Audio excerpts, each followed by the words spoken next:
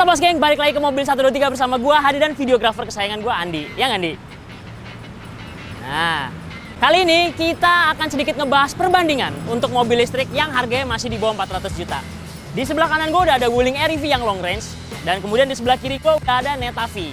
Ini nih, cakep nih, ini mobil yang lagi dibicarakan nih. Ibaratnya harganya oke, tapi jarak tempuhnya juga oke. Perbandingan apa aja yang akan kita bahas? Langsung aja kita gas, yuk!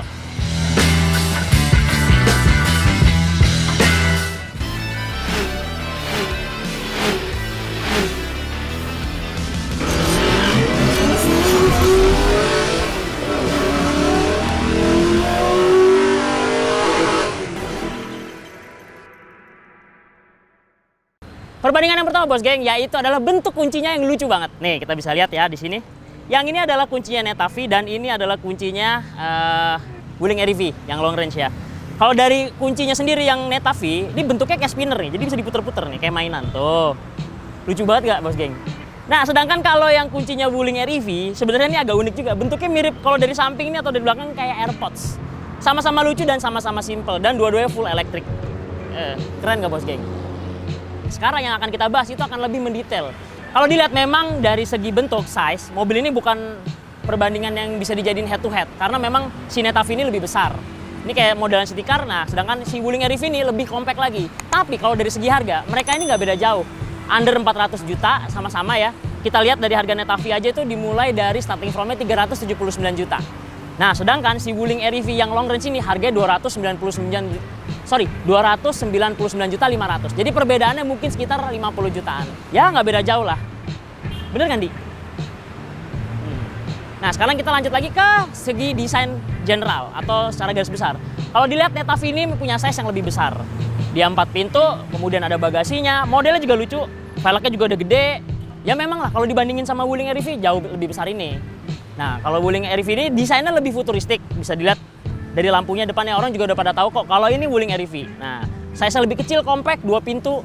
Ya, sebenarnya mobil ini lebih tepatnya bisa dipakai untuk keperluan sehari-hari kayak antar anak sekolah, kemudian ke pasar, ini lebih cocok. Nah, sedangkan kalau si Netavi ini bisa dibuat untuk pergi ke kantor dalam kota. Mantap nih, Bos Geng. Nah, Bos Geng, sekarang kita masuk ke pembahasan perbedaan interiornya. Kalau si Netavi ini punya desain interior yang simple banget dan gue suka banget nih karena dia mengusung tema buttonless. Jadi memang tombol-tombol itu bener-bener minim sekali. Jadi semua itu dijadiin satu, pengaturannya di layar di depan kita nih. Ini dari mulai nyalain AC emang dari sini, terus kemudian nyalain lampu juga dari sini nih. Nah, kita lihat ya, buka tuh di sini udah ada nih. Terus juga matiin mobilnya dari sini. Terus apa lagi ya, pengaturan reset dari sini semua untuk misalnya kita mau ngereset odometernya, terus juga buka bagasi bisa dari sini, terus energi cycle intensity-nya bisa dirubah dari sini juga. Jadi memang mobil ini punya konsep mobil yang sangat simple dan hanya diusung dari layar depan kita ini untuk pengaturannya. Mantap nih. Terus kemudian nih, Bos Geng, tuas transmisi lucu banget nih, Bos Geng. Ada di sebelah kanan ini. Jadi memang di sini ada 2 tuas. Yang sebelah kiri nih sebenarnya fungsinya dijadiin satu nih, antara sen, terus kemudian wiper ini ada di sebelah kiri. Nah, yang sebelah kanan ini adalah tuas transmisi dari si Netavi ini. Ini sebenarnya awal mula naik mobil ini gue agak kagok karena biasanya ngesen kita di kanan ya. Sedangkan ini menjadi tuas transmisi. Jadi kalau misalnya mau mundur dia tinggal ke atasin. Kalau netral dia pencet sekali di tengah. Kalau mau jalan ke depan dia tinggal ke bawain mentok. Nah, sedangkan ada tombol sebelah kanan ini fungsinya untuk parking. Jadi untuk transmisi tuas P ini dipencet aja tak jadi P lagi gitu. Sekarang kita pindah ke si Wuling REV. Nah, kalau interiornya si Wuling REV ini, kalian udah bisa lihat sendiri ya. Memang desainnya lebih oke sih sebenarnya daripada Netavi. Dia punya desain yang simple, futuristik, terus perpaduan warnanya juga cakep nih. Gue suka nih warna putih, terus ada warna silver di sininya. Nah, tadi kan kita udah bahas tuas knop transmisi tuh di Netavi. Kalau si Wuling REV itu ada di bagian sini nih, diputer nih. Jadi tinggal diputer-puter aja nih, tak tak tak tak tak tak tak gitu. Terus juga di bagian tengah ini buat naik turunin jendela, ada parking juga di sini. Ya memang ini lebih simpel lagi sih, bukan lebih simpel sih, maksudnya lebih terlihat mobil listrik aja. Sedangkan kalau si Netavi itu kan hanya layar satu gede gitu kan. Nah, kalau ini masih lebih kelihatan mobil listrik ya. Ini mantap sih. Tapi kalau gue pribadi, mereka ini punya segmen yang berbeda sebenarnya. Jadi gue nggak bisa milih antara Wuling REV ataupun Netavi ya, karena memang mereka dua-duanya punya peruntukannya masing-masing dan punya konsepnya masing-masing.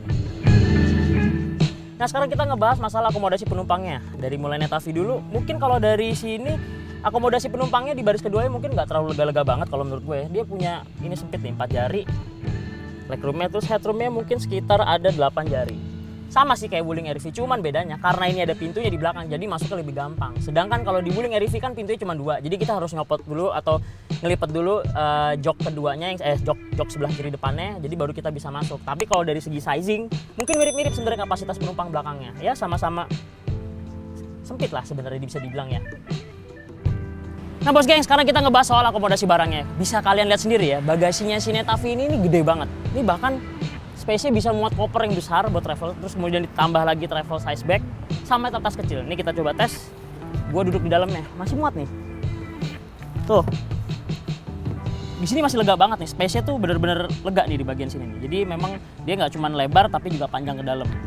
Oke banget nih kalau size untuk akomodasi barangnya. Sekarang kita ke Wuling RV. Nah, sedangkan Wuling RV biasa yang kecil kalau bangkunya nggak dilipat. Tapi kalau misalnya bangkunya kita lipat, nah,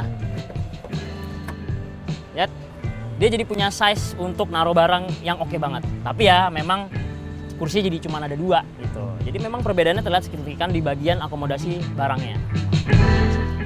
Jadi gimana bos geng? Kalian pilih yang mana? Dengan perbedaan 80 juta tadi speknya udah gue sebutin semua antara Netavi dan juga Wuling RV yang long range. Ya kalau gue sih kalau disuruh milih ya, gue sih pengennya dua-duanya. Karena gue memang basically suka mobil ini dua-duanya secara garis besar. Karena mereka ini mempunyai peruntukannya masing-masing. Dan kalau secara garis besar, mungkin mobil ini memang tidak pantas untuk dibandingkan atau dikomparasi head to head lah. Tapi kalau dari segi harganya, mereka ini mendekati. Poinnya adalah yang mau kita bahas kali ini itu adalah perbedaan yang 80 juta itu gimana? Kalian lebih milih si Netavi ini dengan nambahin 80 juta atau kalian cukup dengan saving 80 juta kalian bisa beli Wuling RV yang long range ini. Nah kalau kayak gitu jangan lupa like, comment, dan subscribe biar kita makin semangat lagi bikin videonya. Kalau gitu, Wabil Taufik Walhidayat, wassalamualaikum warahmatullahi wabarakatuh. Assalamualaikum. Mobil 123.com